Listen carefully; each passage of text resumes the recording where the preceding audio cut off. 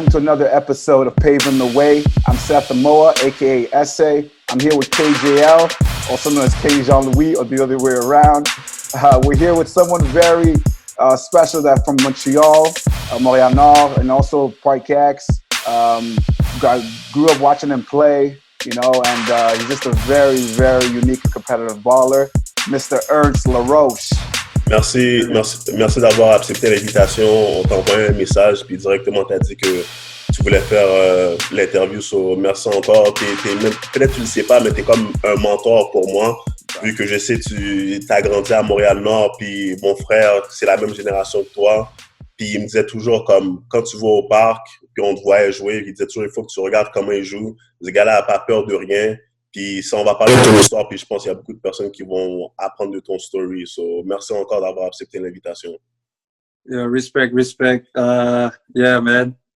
Park Extension first. Je regarde Park Ex. Yeah. Après ça, je regarde Montréal-Nord. So, you know, il faut mettre les affaires en ordre. But yeah, I appreciate both of y'all. C'est comme si vous êtes, you know, des frères pour moi. You know, Seth, on a grandi ensemble. Puis yo, Kenny avec ton frère, puis toi. So yeah, I appreciate. Yo, you know, I want to help Montreal as much as I can. So, you know, everything to help everybody out, I'll do it. Okay, merci, man. So, when did you start playing ball? Yeah, I started at 10 in Parkex. I played at Barclay. Then I started playing at Parkex. Everybody, that was the place to be, like on Saturdays, Sundays. Everybody would go play there. You know, Seth knows at St. Clair. You know, we would go play there. So that's how I started. My bro was playing, and then I just started playing after them. So that's how I started. Okay. Is there a reason why you chose basketball and not soccer? Because, you know, soccer was pretty, Parc Jarry was right there, you know. There's a lot of soccer players that from Parc X too. So is there a reason why you went for basketball and not soccer? Now, I was playing a little bit of soccer, and then, you know, I just played basketball because everybody was playing ball, and that was the thing to do, play ball. I live right next to Park X, so I was always there. So that's why I started and just kept at it, you know. Can you talk a little bit about how your brother impacted you, because he was a great basketball player and probably had an impact on you? Yeah, so my brother, Hernst LaRoche, yeah, he was a really good player. You know, we started playing, you know, yeah, N1. That's how we really started it, with the dribbles and stuff like that. And then I got my big brother, Jeff LaRoche.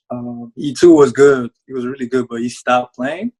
But yeah, I was seeing my brother play and, you know, do all the moves. And so I wanted to do the same. So that's how I started. And then, you know, like Winchell and like Richard, you know, those are guys that, you know, we grew up together, and then we were competitors but friends. And so all our circle really, you know, helped me, you know, wanted to play ball and stuff like that. I want to know, like, how did you, because you stood out, you know, especially from at Page when I used to watch you play.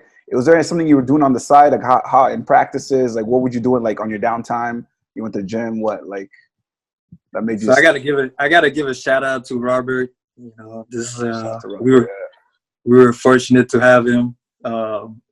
For me, he's still one of the best coach in Montreal, you know. And yeah, like I would go to his practices in the summer, and I would work on my game, you know.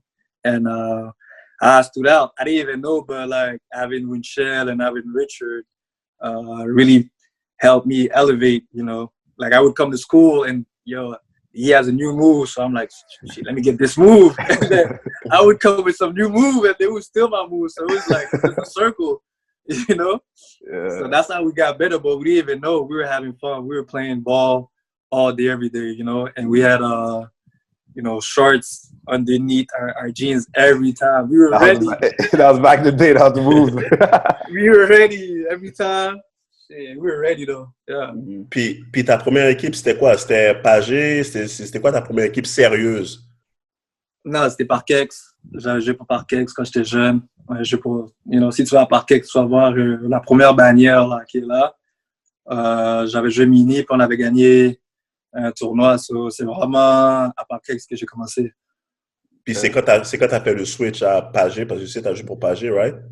Ouais, non, quand je suis allé au secondaire. So, quand je jouais pour Parkex, j'étais au primaire, j'étais à Barclay. Puis quand je suis allé à Lucien Pagé, j'ai joué pour Lucien Pagé. Puis Pagé, you know, at the time was the superpower. It still is, but so much history at Pagé, you know. Everybody in Montreal know about Pagé, so. Did you feel, I guess, were you nervous or like going on your team at Page, knowing the history behind it? Did you feel like, oh man, I have to live up to this, or it's like how did you go into it? Nah, I never thought about that. I just went and played, you know. I didn't even know at the time, you know. But yeah, we had a lot of people that helped us, like Garçon, you know, he was a great basketball player back in the days, and he helped us, you know, do the transition pretty easy. So it wasn't no pressure or nothing to live up to Page, you know. We just did it. Yeah. Puis c'est à quel moment tu t'es dit, OK, comme je vais aller au cégep, je veux après aller aux States. À quel moment tu t'es dit, OK, je suis assez bon? Est-ce qu'il y a une game, this one game in high school or Seville that you score, I don't know, 40 points, or you had a triple-double and you say, you know what? I think I can make a living playing ball. Well, when I was younger, I thought, you know, I was watching college every Saturday on CBS, so I just knew I wanted to go to college. You know, my school was St. John and Boston College, you know. So I knew I had to get to that level to reach, you know, my goals. So, you know, I played a lot of games, but we played against Chris Joe in the finals. He's gonna tell you that. And I remember that. I remember that game. Yeah, it was a crazy game. Oh man, yeah. Yeah, Page against Dawson, and it was a triple overtime game, and that's how I knew, like, okay, I have a chance to, you know, make it. Mm-hmm. And is there a reason why you chose? Because I know you went to Vanier. Is there a reason why you didn't go to Dawson? Because I know your brother went there. So is there a reason why you chose to go to Vanier and not go to Dawson? Man, you know what? I wanted to go to Dawson. But they told me not to go to Dawson. Who told you not to go to Dawson? Huh? Who told you not to go to Dawson? People told me not to go to Dawson. Okay. Why not? You know, the circumstances of, you know, people going to Dawson. You know, I love the coach. Wayne is, you know, one of the best coach, you know, and CJET. But yeah, there was a talk in the city that, you know, if you go to Dawson, you're not going to go nowhere. So, you know, my brother was at Dawson, and Vanier was the right fit for me. It was perfect. You know, it was in St. Laurent. For me, the transition from Page to CJET, I needed to go somewhere like Vanier, because I had a little bit of everything, you know. So that's why I chose Vanier. Did JD recruiting you or no? Yeah, JD. He kind of like recruited me, but yeah, I had my mind on Vanier and Dawson. And Vanier was the best. You know, Andy recruited me, and Andy really made me feel like, you know, it was the best school for me. And you know, we all know Andy got all the contacts. Yeah. Andy and JD, so it's either. And then I decided I wanted to go to Vanier. Yeah. Okay. Puis, juste savoir, comme, c'est où tu as eu cette mentalité-là? Parce que the first game that I watched was Momo against Vanier, because my brother was at Momo at the same time you were playing for Vanier. And I came and I saw you play, and your first year, you were killing right away. And at that time, like, first year player was not playing that much in the first year, but you first year started right away. You look like a veteran the first day. So how did you get that mentality that, you know what, I don't care, I'm the youngest, I'm gonna kill right away? So where did you get that mentality? From the north side, you already know.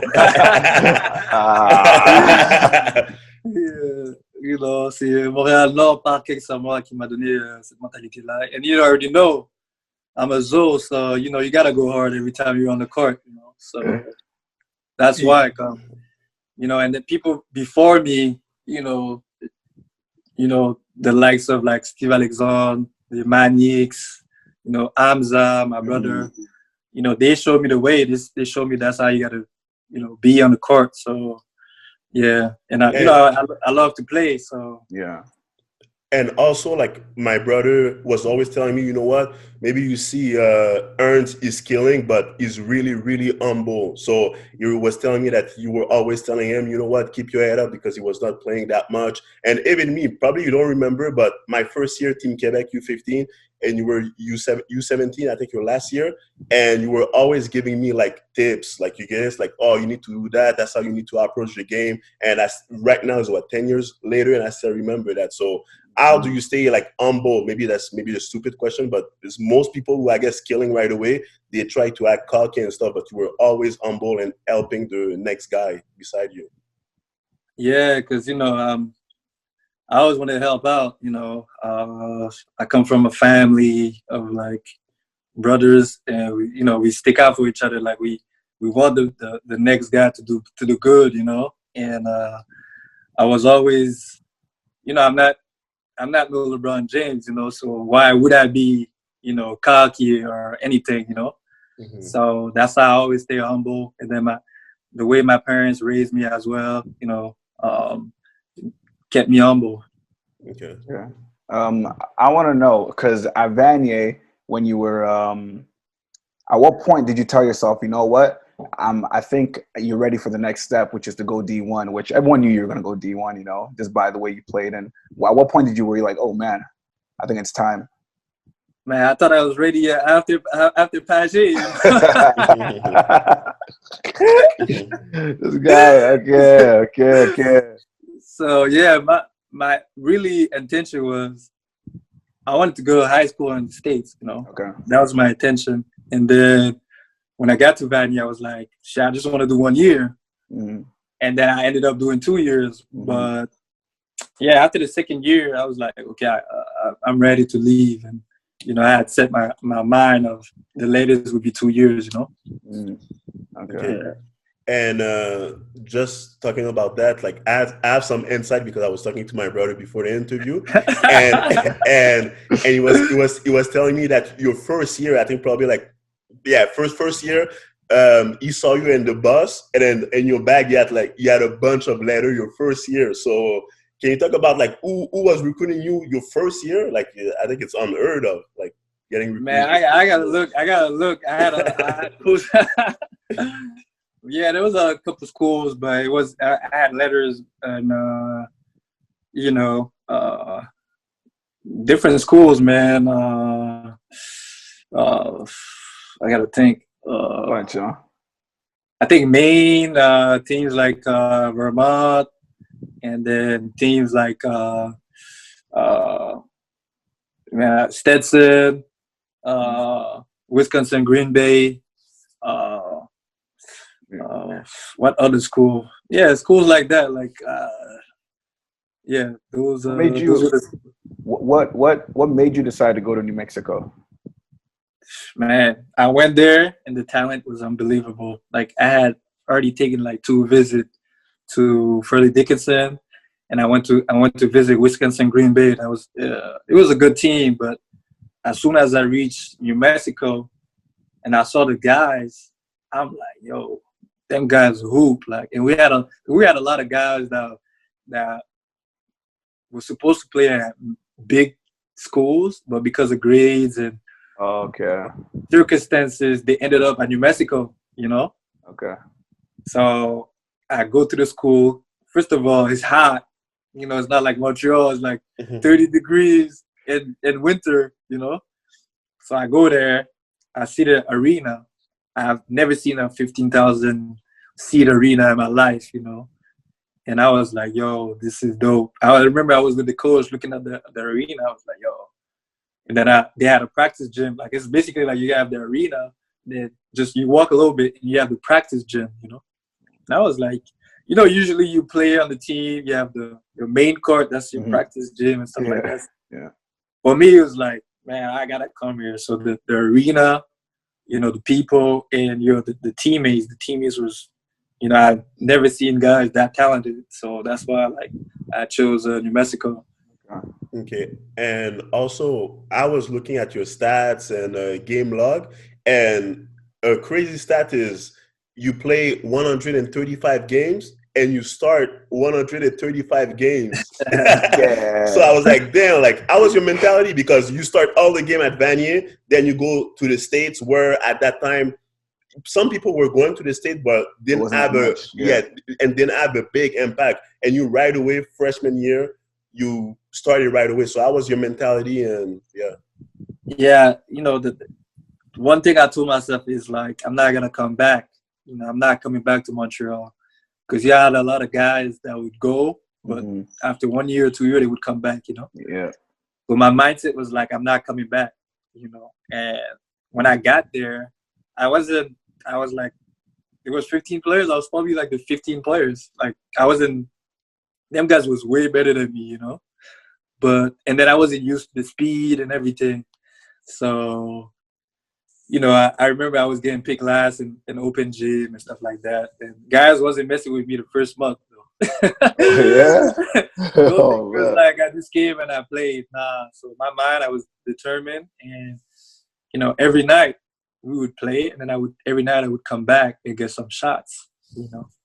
I'll get some like 100 to 200 shots, play one-on-one with one of my teammates. And yeah, like after like the first week I was getting better. The second week, the third week, after a month, when I started like doing my thing, they started picking me from the 15th player to like I was on the second team, you know. So yeah, it was a hard work, and it wasn't easy. There was like we were 3 point guards, you know, Okay. and yeah, how I stood out was I started playing defense, you know. And now I don't play no defense, but back in the days, man, I would pick up full court, and that's how I made my money. They're like, oh, okay. Then I was a good passer, and then I could shoot. So it's like I'm locking up, I'm passing the ball, and then I'm shooting. So everybody's starting like, oh, we like playing with him, you know. I was not selfish like the Americans, you know. I was unselfish Canadian kid, you know. So that's how, you know, I got to like get my starting position, and then I started being more comfortable, and then we had like great scorers on the team. So at first I was just playing defense and hitting my shots, and then when they left, I started picking up the scoring load, and you know I was basically I was a machine there, you know. Yeah. I started basketball. I sold my Xbox, and then I was just straight basketball. Wow. Okay. Yeah. I know one of the years you made the Sports Center on the top 10. Yeah. About that play, because like to see that, especially coming from Park X or Montreal, and you now on Sports Center top 10, that was huge. You know, it wasn't no small. Like it wasn't like a.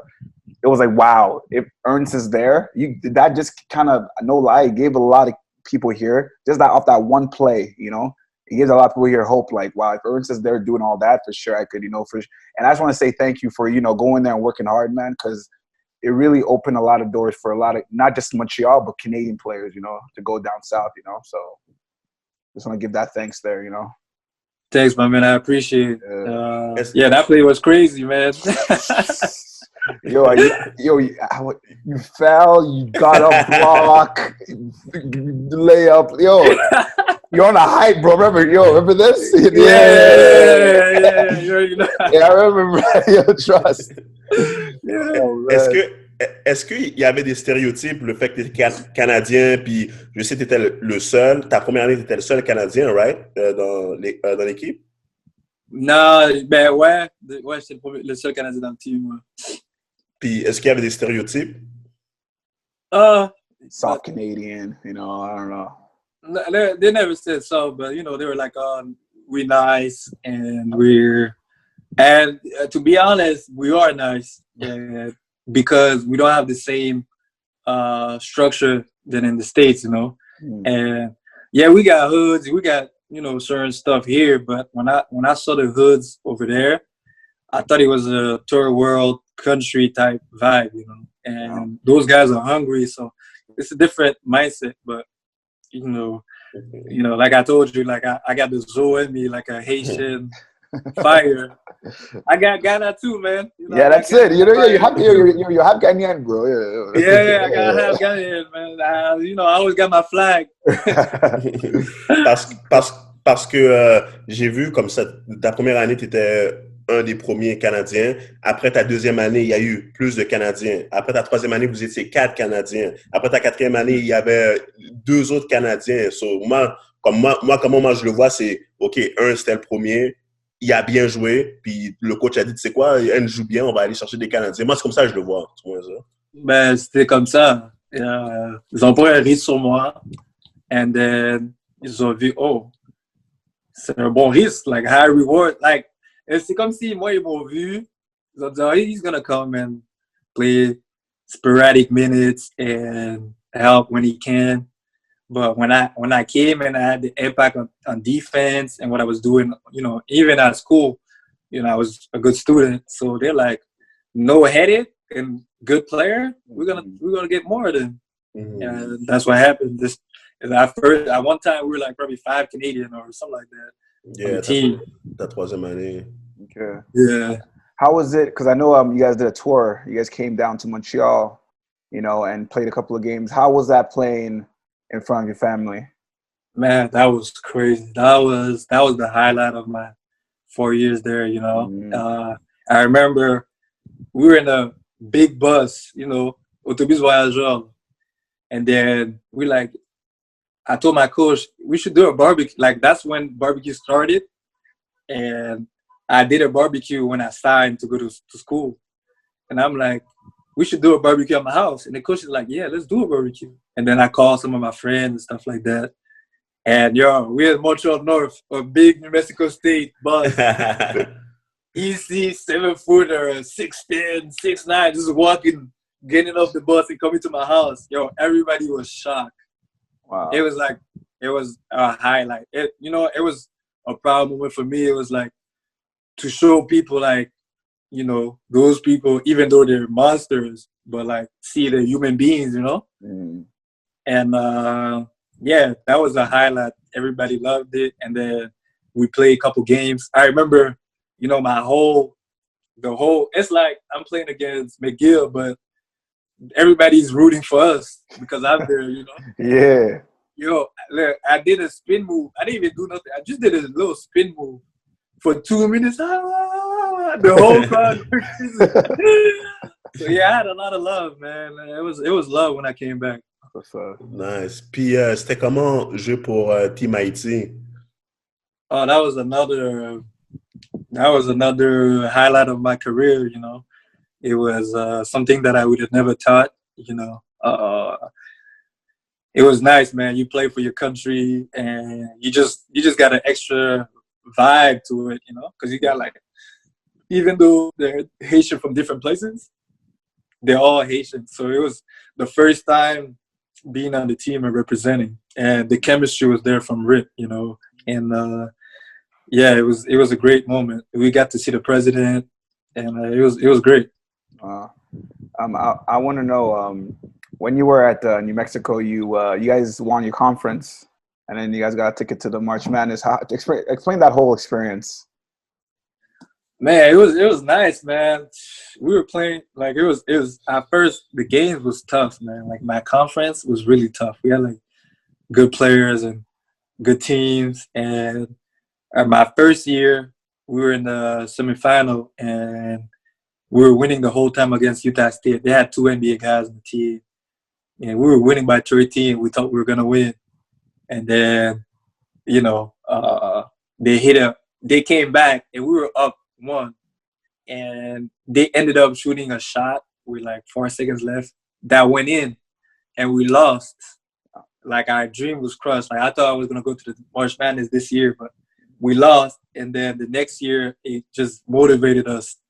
So the next year we played against, you know, I think first round we played against Paul George, and those guys couldn't beat us. We beat them, and then we played against another guy that played in the NBA, Luke Babbitt and Armand Johnson.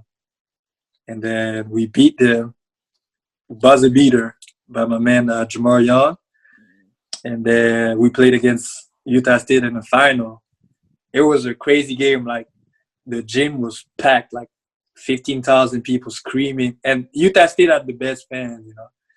And we were underdogs, but we came in ready. Like, we had anger. And then, the game was back and forth. And finally, like, the last minute, we had a lead of 5 points, 6 points, 7 points, and then we won. It was crazy. Like, who would have thought that I was going to the March Madness? And we go to March Madness, and I'm not even the top player, but there's probably like 20 cameras on me, like, you know? Yeah. So we go to practice. Yeah, we escorted by the police. There's probably like 2 police in front of us, 2 police behind us.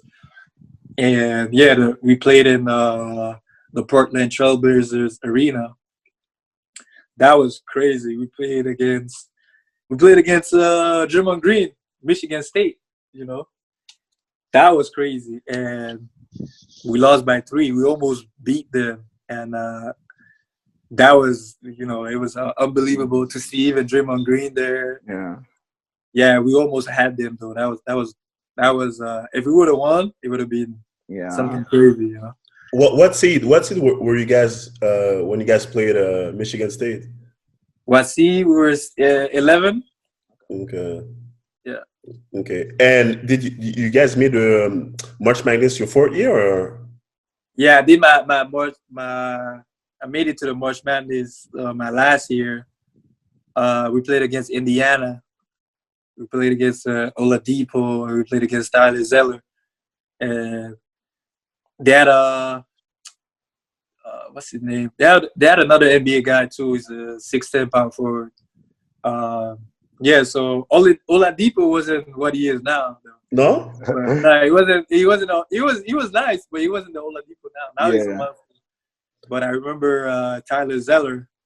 I've never seen a 7-footer run as fast as me. Like, this guy was faster than me, and he's 7 foot, you know. And that was crazy. Like, I remember, like, I had to be back because he was so fast. And man, we would run the 7-footer like running side to side with me.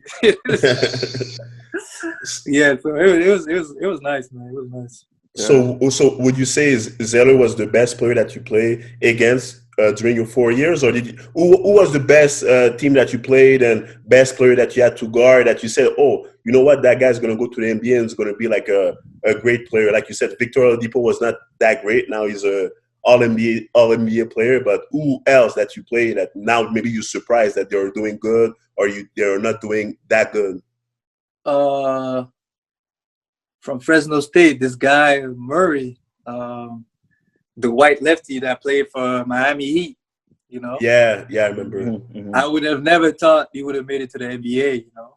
And he persevered and started killing. I was like, wow, that's like everything's possible. But he was my biggest surprise. I never thought, you know, Was there a moment that you thought that NBA crossed your mind? You know what? I never. That's the thing with me. I never thought about it. And then my friend from LA.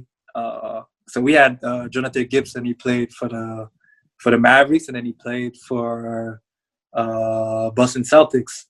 And he's from LA, so he's friends with like DeRozan, James Harden, all those guys. And there was another point guard from LA, and he's friends with James Harden.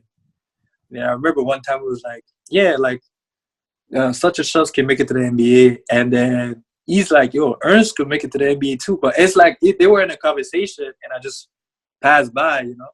And I was shocked that he said my name. I was like, yo. I was shocked, really, because I never thought, like, I always thought overseas. And that was a mistake I did, you know. And, that's when I was like, man, there's a possibility. And then they hired Tony Delk, NBA guy that played for Boston. For Boston. He was our assistant coach. Oh. And he was giving me so much confidence. And yes, that's when I thought like, yo, I could probably go and, but I knew I had to be a passer and a defender. Now I wasn't gonna be no scorer or whatever. But if I would have did that, but I was focused on other things. That's why, like, I never really fully put my mind into it. Okay. J'ai juste une question parce qu'avec qu'est-ce que tu viens de dire, est-ce que tu penses les personnes devraient juste avoir un plan A parce que quand peut-être tu penses à un plan B, ça veut dire que tu n'es pas, exemple, sérieux pour le plan A ou tu penses que c'est toujours bon d'avoir le plan B parce que comment je le vois, c'est tu es allé à Vanier, tu as dit que tu vas start, tu vas aller NCAA, tu es allé, mais directement quand tu es entré, tu as dit que tu pensais directement aller overseas. Peut-être d'ici dans ta tête, tu t'aurais dit, tu sais quoi, je vais aller NBA directement, peut-être ça aurait été différent, c'est comme juste une question. Ouais. Ben, c'est ça que je dis aux jeunes, c'est ça que je dis à tout le monde. Tu mets ton mind NBA, the highest point possible. Parce que comme qu'est-ce que le monde comprend pas, c'est que comme pour y arriver, là, il faut toujours que tu t'améliores de jour en jour. Il faut jamais que tu arrêtes de t'améliorer, tu vois. Mais genre, si tu mets un objectif qui est bas et tu y arrives, c'est comme si tu es arrivé à ton point, tu n'as plus la motivation, tu comprends? Mm-hmm. Mais si tu mets un goal vraiment élevé, genre, tu sais que comme tu dois toujours y travailler pour y arriver, tu comprends? Ça va être dur, mais ça va donner la motivation d'y arriver. So, plan A seulement, pas plan B. Plan A, puis fais ton plan A le plus haut possible, tu vois. Okay. So when you went, so after when you decided to go, I guess, overseas, so what was the biggest, I guess, the biggest challenge in changing from being at New Mexico State and now you're going overseas and now you're going to be on a team with guys that are just as good as you. So what are the biggest transition like?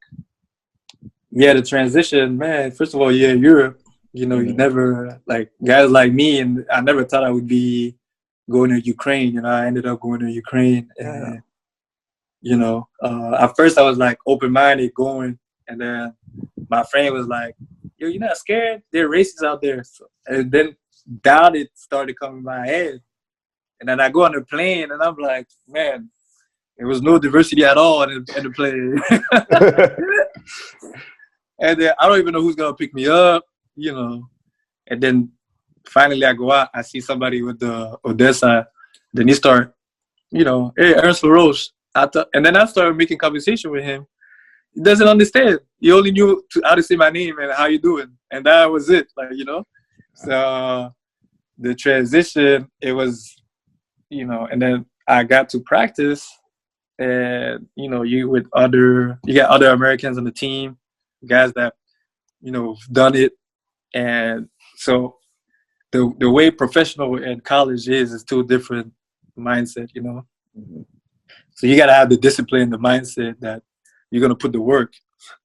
Because they're not going to tell you got to work out at that time or you got to do it yourself, And then you get to the competition and then they have new strategy that I've never heard of, And that was something new for me, like how to do certain pick and rolls, how to play certain defense. It was kind of new. And those were things that I had to learn. And then you play against guys that are good. So that's good. When you play against guys that are good, you get better. Yeah. So for me, I was getting better at the same time learning. So it was a grind every day at practice because you got to bring it at every practice, And, and then I realized, but, you're in the States, you play against, like, strong, athletic men. Yeah. You get to Europe, and you see, like, a fat guy, and you think, oh, it's going to be sweet. Nah, those guys are more dangerous. Oh, yeah. Because you're like, how this guy beat me and he's slow? But those guys are technically better that the little details they know, and they're going to, like, kill you off of the same move, So those were the, like, little things that I had to learn, those little things. Because me, I was just fast. But it's like, at one point, you want to conserve energy. So the OGs on my team was helping me, and so it was a good transition, a smooth transition. Okay. Could you give a little message to the new generation, especially now, because it seems like you know how basketball is changing, right? The evolution of the game is changing, and there's a lot more 3-pointers being shot, and a lot of we watch NBA, which is a lot of highlights, crossovers, and people falling and dunking on each other, and I find the technique aspect of it, so like the Tim Duncan, the technical part of it, like Chauncey Billups, Steve Nash, a lot of kids are not watching these and thinking, oh no, whatever, it's easy, they think it's easy. But can you please explain how if doing that could actually bring them further with their game, along with their let's say athletic ability that they were born with? Yeah, because when you get to the pros or even in college, they're gonna have scouting report on you. So if they know, okay, you can't do this, you can't do that, you're gonna get exposed, and you're gonna go from a great player because of your athletic abilities or your moves or whatever to like, this guy don't know how to play. But it's just that the scouting report made you, look bad because they focus on your weakness. Well, what I tell people is you got to focus on your weakness, but you also got to focus on your fundamentals. When you got your fundamentals down packed, they could do all kinds of scheme and defense and traps and stuff like that. But if you got your fundamentals and you're willing to work hard and you work on your body, those little scouting reports not going to affect you. So like the fundamentals, that's something that, even though you're athletic and you look at the highlights, you always got to work on the little things, the little details, the fundamentals. Those are the key to longevity, because you start athletic and your athleticism decrease. But if you still got your fundamentals never going to decrease. It's going to get better, And during all your off season, what type of workout can you tell, I guess, us and tell the kids, what type of workout were you doing to get better every summer? Yeah, I have a lot of workouts that I have, written down and stuff like that. But the workouts that I like to do is I like to do everything on the court. I like to do the dribbling part, stationary, and then moving, and then my layups. I work on my layups. I really work on my layups, the finishing, because you never know, of 1 foot, of 2 foot. So fadeaways, and then I work on my, my shot, moving without the ball. I work even on my post move. I work on some post moves, and I work on dribbling and shooting at the same time. So I try to incorporate all aspects of the game and work on all of those. Yeah. So you played at Ukraine, and I know you played a couple of more pro teams. So how is it going from another pro team to another pro team? Is it the same, I guess, is it the same kind of culture throughout the whole Europe, or throughout because it's basketball at the pro level, or what's different about it? So certain countries got different basketball culture, I played in Argentina. Argentina is more physical. You play in East Europe, they're more technical. They got a lot of shooters. You play in France, it's more athletic. It's more, hard, and it's more defense oriented. So it depends on the culture. So at first you don't know, but with me, now that I know, it's different cultures. So you got to adapt. And that is where fundamentals, whatever system or culture they have, if you have your fundamentals, you're still going to be able to succeed and excel, So with me knowing countries and, I played in different countries, I know what the season going to behold, OK. Puis c'est quel pays que t'as le plus aimé, genre, jouer? Whew, man, for basketball, just because, Non. man, there's more than basketball. You know what I mean? Ok, mais tu peux dire You know what I basketball. mean, man? I can't talk too much. Yeah, Ok, mais tu peux dire pour basketball, puis deux, tu peux dire comme en général, genre. For basketball, I would say the level, all the level was good, but Ukraine was really good. France was really good. Argentina was really good. And Hungary was really good. Okay. And in general? Ooh, in general, man, I would say Argentina, Ukraine. I played in Czech Republic too. That was some serious. It was nice. And France too was cool. Okay. So after pros, what? After pro, but like, what are you doing now? I guess, basketball wise. Yeah. Right now I'm in Toronto for the moment, and I'm doing different things regardless to basketball.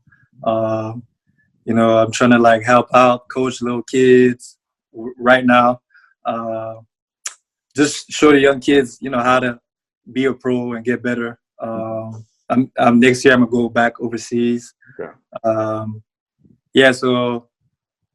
trying to do like little things on business wise, setting up workouts. I wanted to do camps.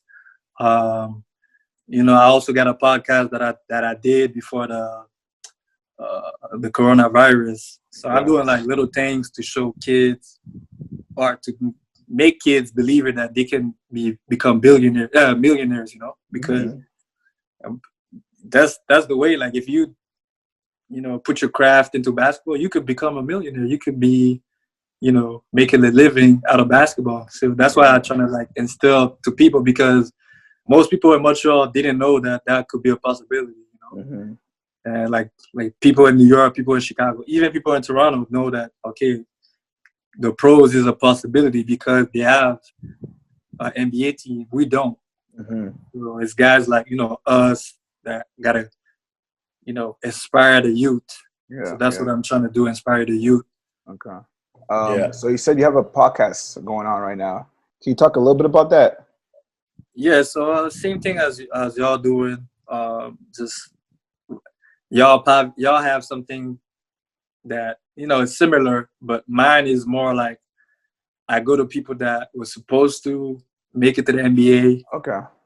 And not the NBA, but the pros, but had circumstances that made them not fulfill, their potential. So, and show the kids that, okay, this is the thing to do, this is the thing not to do, and to just show that if you able to like focus and not do those little things, you can make it. Okay, we'll put your podcast info in the section below for sure, so all the kids can go check it out. It's a really good podcast. I watched the one that you did with CK, so it was a really good podcast. And one thing, can you give advice? Okay, no, you have a question? No, it's good. Okay.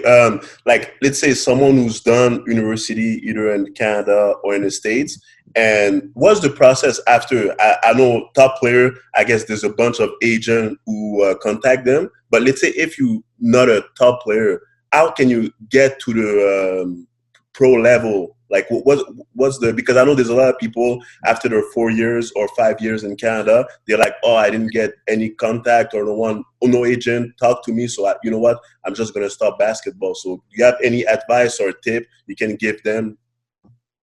Yeah, well, I got a little booklet that's coming out this weekend. Y'all should go get it. Yeah, definitely will. Little promo. But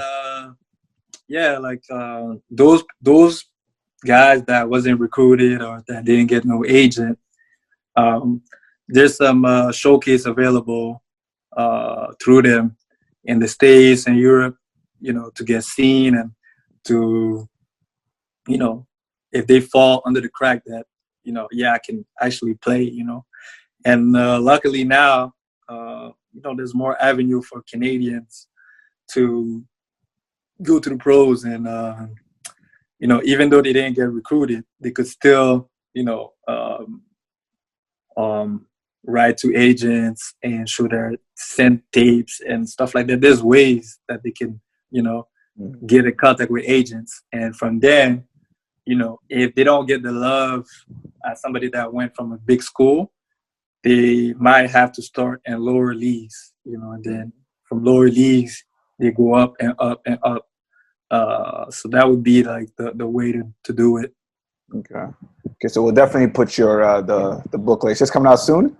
Yeah, it's coming out this weekend. So this weekend, okay, definitely we'll put it. Yeah. So if anybody wants information, just contact us, or we'll put Ernst's contact info. You know that, so you guys can go check it out. I think that would be really good. You know, especially for, like Kenny said, people that aren't maybe not being looked right away. You know, different avenue they could go, definitely. So my question, what are you doing right now to stay active during this whole pandemic situation going on?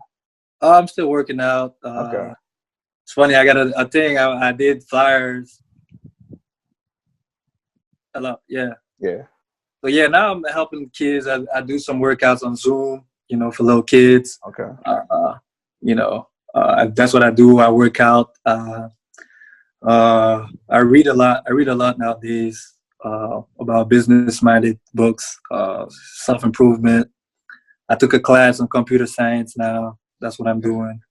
And I'm focusing on a couple projects that I'm doing. I'm focusing on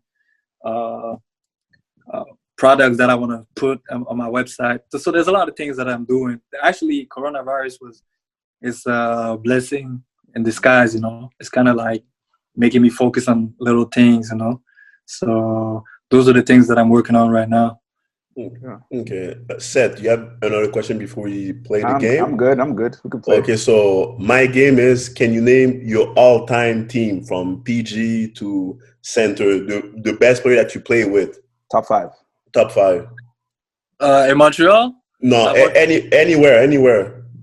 My top 5? Yeah, Page, Vanier, New Mexico, Pro. Top 5. Man, no, some of the okay, well, that I played with on my team, or just like on the that you played with open gym. Anywhere that you play it could with. Be open gym, yeah, that you played with, yeah, anywhere, yeah. You can have a 6-man if you want. All right, so Jonathan Gibson, he played for the Boston Celtics. I would put him as my one. I played with Larry O'Bannon. He played at Louisville. He's really good as my 2. I would say as my 3. I would put a guy called Bon Jesse. He played in France. He's a high flyer. He plays for a Euro Cup team. We played together at New Mexico. As my 4 man, I gotta go with my man Wendell McInnes. He's a New Mexico State Hall of Fame player. He was a double machine. Jump out the roof from, you know, Oakland, the Bay Area. As my 5 man. You're not gonna put the 6'8" guy that you play with, the Sam Bowie or something like that? That's what I was gonna say. I put him. Yeah. His name is Hamadou Rahman. Yeah, he a monster. Like at New Mexico State, he was a beast. My 6 man. So Montreal some love, man. Yeah, bro. I gotta redo another one. Sorry. I gotta redo my other one. For me, the best player I've seen with my own eyes was Hamza Migo. Shout out to Hamza. Kid. Yeah, he was the best player I've seen, and I still, you know, every time he was 10 years ahead of his time. Yeah. And yeah, he's somebody that I was like, wow. And then God's son. Ça, c'est un autre gars talentueux. I've never seen somebody like him. So now I'm giving you talent, but I'm not giving you like my top 5. But like talent wise,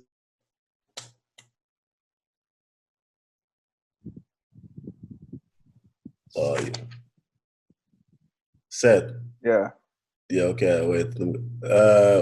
Okay. We keep going or whatever. Or just hold on. Okay. Yeah. Okay. Who else? Chris Joe, man. Chris Joseph. Really, really talented. I got another guy, Penny the Great. Yeah. Penny the Great. Yeah. Penny the Great was somebody that, I was like, wow, he's nice. Okay. Winchell, Richard. Nah. They didn't make the list. They didn't make the list. Yeah, wait. I got to talk about Winchell too, man. Winchell is an all-time great. And, Winchell was really, really good. Yeah. Really, really good. Richard too, man. Richard. Sharpshooter. He's more than a sharpshooter. Yeah, that's what's crazy. Yeah. Get you with that crossover. Don't get it twisted. Oh, man. Okay, I want to play. This game is called Start, Bench, Cut. Okay, so I'm gonna give you three things. You got to start one, bench one, and cut one. Okay, so one is playing at Page, that stack team you guys had. I remember, Page. Being able, I guess, New Mexico State, your 2 championships that you won, and being able to go to March Madness, that whole, I guess, all that. And the third one is being able to play pro and still play pro. So start, bench, cut. I gotta go start with Page, because that's where it's all started. Bench. I gotta put March Madness. Okay. If that's something that, not too many people gonna experience or did experience. And cut. Pro. To cut, nothing. This isn't nothing. Oh, this guy, it's bro. Oh man, all right, man. Listen, Ernst, man, it was a pleasure having you on here. Talking about your basketball journey. I don't know if you know it, but you've opened doors for not just Montreal Ballers, but across Canada. And you opened doors. I just want to show you the love, the appreciation that that not just this generation, but also my generation. That watching you was an honor, and being able to do what you were doing and coming from the areas that you came from, the hood like Park X, Montreal, and playing where you are and doing the things you're doing now, it's really, really, it's amazing to see, and I really appreciate your time and coming on here and talking to us, man. I really appreciate that. Merci encore d'avoir accepté l'invitation. Comme ça t'a dit, personnellement, t'es une légende à Montréal puis au Canada. Tous les affaires que t'as fait, comme il n'y a pas beaucoup de personnes qui peuvent dire qu'ils ont fait qu'est-ce que t'as fait. Puis maintenant, tu vois, il y a beaucoup de jeunes qui vont dans la NBA, NCAA et tout. Puis je pense que la plupart savent, puis ceux qui savent pas, ils vont regarder ton interview dans ton podcast ou ils vont regarder ce podcast-là, puis ils vont savoir que Ernst était là, puis c'est lui qui a put Parkex, mais Montreal North on the map too. So merci encore d'avoir accepté l'invitation. Hey, thanks for you guys. Y'all brothers to me. You already know. I love what y'all doing. Keep doing what y'all do, and anything to help. The community, to help Montreal, to help Canada. I'm for it, and I want to thank y'all for, bringing everybody together, because before it was kind of like he's doing this, he's doing that, but now it's like we have a new mindset, and it's like we all together, we all get better, we all gonna improve together as people. So I want to thank y'all for that and changing the way that we can do it together. Respect, man. Appreciate it. And like I said before, we're gonna have all your info in the info section. You know, about your the stuff that you're doing, trying to helping the kids. The booklet coming out this weekend. So if you guys want to reach out to Ernst, we'll have his contact info there too. You know, because like you said, we're all helping each other. We're all one community. You know, so one love. And to our listeners, to everyone listening, don't forget to subscribe. Once again, I'm Seth Amoa, aka SA. I'm Kenny Jean-Louis, aka KJL. aka Freaky. And stay tuned for our next episode.